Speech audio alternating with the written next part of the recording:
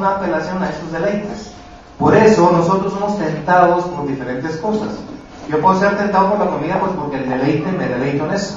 O yo puedo ser tentado por la lujuria, pues porque me deleito en eso. Pero no somos iguales, ¿se da cuenta? O sea, no tenemos una misma concupiscencia, se llama, una misma carne, un mismo deseo carnal. Aquí en este caso dice que la idolatría, o vamos a definir la idolatría como todo aquel deseo o deleite que no está sustentado en la persona de Dios. ¿Sí? Y ya aquí ya empezamos con un problema fuerte para la raza humana. Cualquier esfuerzo, escuchen lo que le voy a decir, cualquier esfuerzo humano por tratar de agradar a Dios es ¿qué? Es idolatría. ¿Se dan cuenta? Lo que trato de decir es esto, que el problema de la caída del hombre es mucho más fuerte de lo que nosotros podemos entender o queremos entender. O sea, el problema mío no es que yo voy y robo, aun cuando sí es un problema. El problema mío no es de que yo vaya y haga ciertas cosas. Mi problema soy yo, es mi naturaleza. Es esa naturaleza que me impide ver y deleitarme de la gloria de Dios.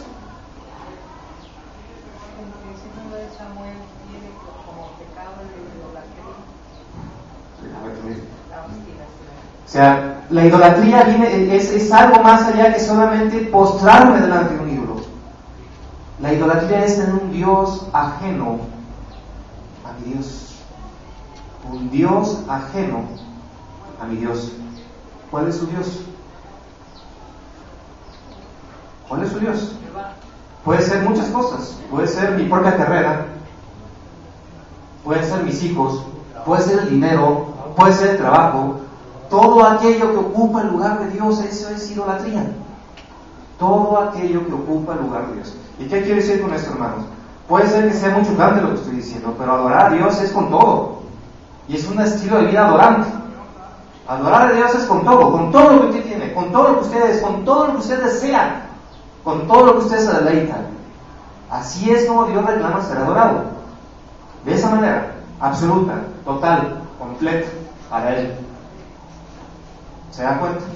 Entonces por eso llega Nicodemo y dice, bueno, pues yo soy moralmente bueno, y Jesús le dice, no, lo que tú estás haciendo básicamente es que idolatría. Ahora dice versículo, sin embargo vea lo que dice el versículo 22, en comparación, más el fruto del Espíritu es que es amor, gozo, paz, paciencia, benignidad, bondad, fe, mansedumbre, templanza. Contra tales cosas no hay ley. Más el fruto del Espíritu es que amor. ¿Quién es el único que lo capacita a usted para poder amar a Dios? El Espíritu. ¿Quién es el único que lo va a capacitar a usted para amar a su prójimo? El Espíritu Santo. Si usted hace cosas que no provienen de ese fruto, pues ese fruto no es del Espíritu. Son de la carne, exactamente, ¿no? Y los productos y todos los frutos de la carne, ¿qué es lo que va a hacer? No heredará el reino de Dios. No heredará el reino de Dios. ¿Se da cuenta? ¿Se da cuenta cuál es el problema de la depravación del hombre? ¿Hay algún ejercicio espiritual, algún método que nosotros podamos aplicar para terminar con el fruto de la carne? No. ¿Por qué? Porque yo me puedo hacer, en mi caso, una cirugía cosmética, es decir, afilarme quizás un poco la nariz, no sé, quitarme la ceja, algo. Pero voy a seguir siendo yo, ¿se da cuenta? O sea, el problema no es lo exterior. El problema es todo aquello que hace brotar de mi interior lo que yo soy. ¿Sí? Ahora, vamos a capítulo 3, por otra vez, si no ustedes tan amables. Dice, versículo 7, no te maravilles de que te dije, os es necesario nacer de nuevo. El viento sopla de donde quiere y oye su sonido, mas ni sabes de dónde viene ni a dónde va. Así es todo aquel que es nacido del Espíritu. Interesante es ver esto. La palabra viento, en este caso, en hebreo, en griego es la misma, viento y espíritu. Curiosamente en hebreo sucede lo mismo. La palabra que se utiliza para respirar o para suspirar o para soplar es exactamente la misma que se usa para espíritu. Dicho de otra manera, cuando Dios, nuestro Señor, está creando a Adán y dice que inspiró o sopló espíritu de vida, es la misma palabra que se usa para espíritu. Ruach es espíritu. Espíritu de santidad es Ruach HaKodesh. Entonces, en este caso, está hablando de que el espíritu, el viento, esa inspiración de Dios nos hace que movernos en la dirección que Él quiere. ¿Se dan cuenta? ¿Quién es el que va a guiar mis pasos en la vida que agrada a Dios? Él. Él, no yo. Dice, y continúa diciendo, respondiendo Nicodemo le dijo, ¿cómo puede hacerse esto? Ahora, interesante lo siguiente, respondió Jesús y le dijo, eres tú maestro de Israel y no sabes esto. Y esto me lleva a lo siguiente. Esto quiere decir que hay alguna referencia en el Antiguo Testamento que hable de esto. Y vamos a ver Ezequiel capítulo 36, bueno, ustedes están amables. Ezequiel 36.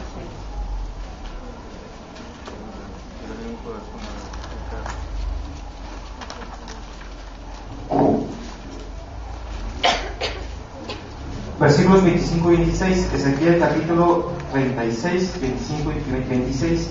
La palabra de Dios dice así: esparciré sobre vosotros agua limpia y seréis limpiados de todas vuestras inmundicias y de todos vuestros ídolos os limpiaré, os daré un corazón nuevo y pondré un espíritu nuevo dentro de vosotros y quitaré de vosotros y quitaré de vuestra carne, el corazón de piedra y os daré un corazón de carne. ¿Qué es lo que está prometiendo aquí Dios? Primero que los va a limpiar de toda su inmundicia y que Dios les va a dar un nuevo espíritu y que ese espíritu va a hacer que cumplan la voluntad de Dios. Es una promesa. Aquí mismo, en 1 Samuel capítulo 12, 16, 1 Samuel 16.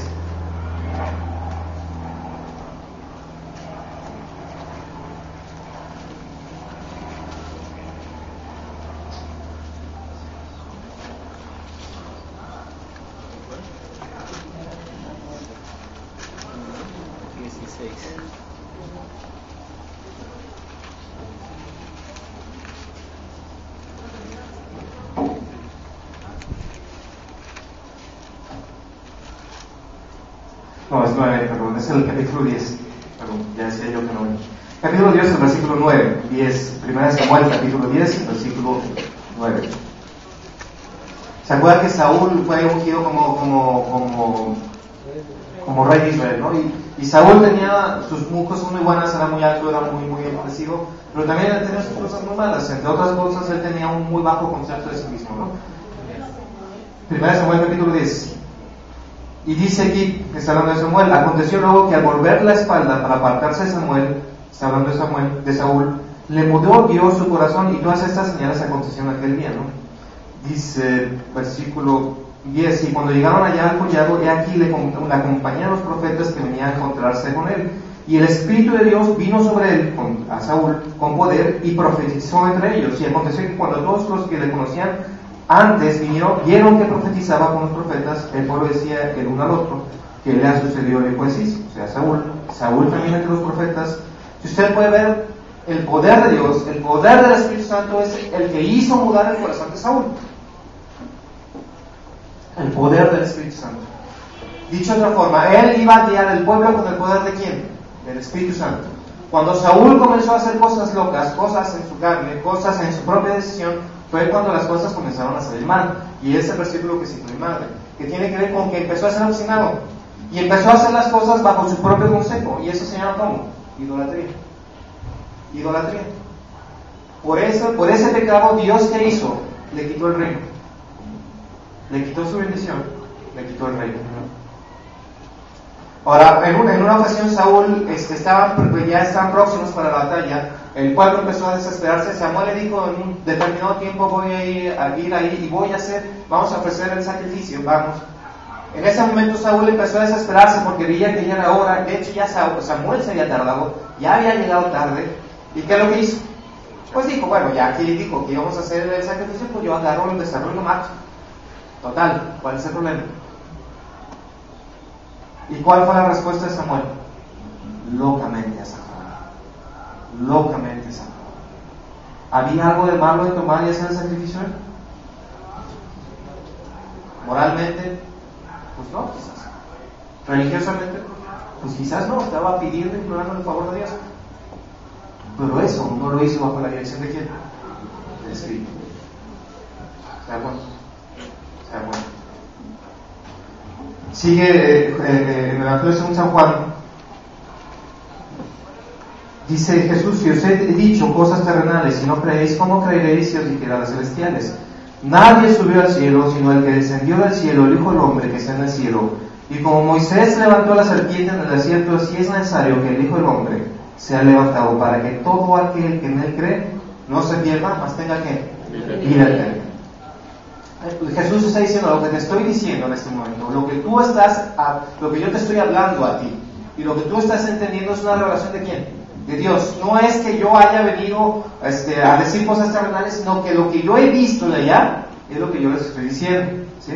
Y luego hace una interpelación con un pasaje un poco interesante, y dice: y como Moisés levantó la serpiente en el desierto, así es necesario que el Hijo del Hombre sea ¿qué? Levantado. Bueno, ¿qué tiene que ver esto con lo que estamos leyendo? Que es interesante. ¿Qué es lo que sucedía allá en Números capítulo 21 con este asunto del astre? Es decir, los israelitas, para variar, que es parte de la condición humana, comenzaron a sufrir ciertas incomodidades, porque fue eso que eran, ¿no? Incomodidades. Estaban ellos en el desierto y empezaron a murmurar contra Dios y contra Moisés. Dijeron: ¿para qué no salimos de Egipto? Si ya teníamos aire acondicionado, ¿no?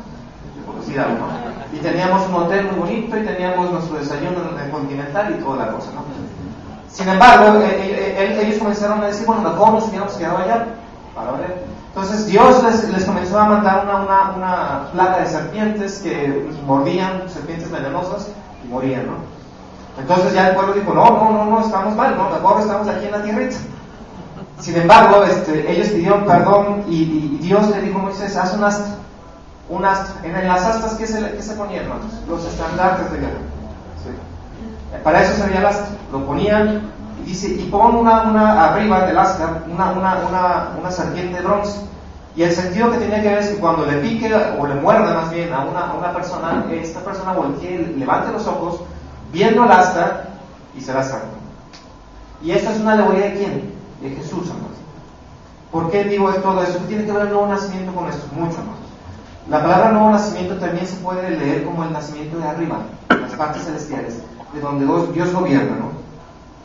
El reino de Dios tiene que ver, es la esfera donde la autoridad de Dios se hace cumplir y se cumple. Nosotros no vivimos en esa esfera si estamos en un primer nacimiento. Nosotros vivimos en la esfera de ¿quién? De la rebeldía, donde la voluntad de Dios no siempre se conoce y no se quiere hacer. Vivimos bajo esa consigna. Sin embargo, Dios, Jesús, cuando Él estaba en la cruz, muriendo por nuestros pecados, ¿qué estaba haciendo también? Venciendo por conquista a esa esfera donde Él la gente no desea ser gobernada por Él. ¿Y qué quiero decir con desear ser gobernados, hermano? Que Dios dirija toda mi vida, toda. Y eso no nos agrada, no nos gusta. Nos sentimos muy altos para seguir con nuestra vida. Pero si nosotros seguimos nuestra vida, nosotros no veremos el reino de Dios. Solamente el reino de Dios está capacitado y apto para ¿quiénes? Para que los que por el Espíritu hacen la voluntad del Padre. Y en la cruz dice que Jesús estaba deshaciendo las obras del maligno, estaba destruyendo a aquel que tenía el imperio de la muerte, y adicionalmente todos aquellos que estábamos derrotados, estamos colgando el acta de los decretos que había en nuestra contra. Colosenses capítulo 2, Hebreos capítulo 2, ¿no? Entonces, cuando Él estaba en la cruz, no estaba siendo vencido, sino que estaba vencido ¿a quién? A Satanás, a todas sus huestes, a todo el imperio del mal. Estaban siendo vencidos en la cruz. Y eso implica que también estaba venciendo ¿sobre quién? Sobre nosotros. Sobre usted, sobre mí. Porque nosotros éramos enemigos de Dios. Éramos enemigos de Dios. No lo conocíamos a Dios. Y así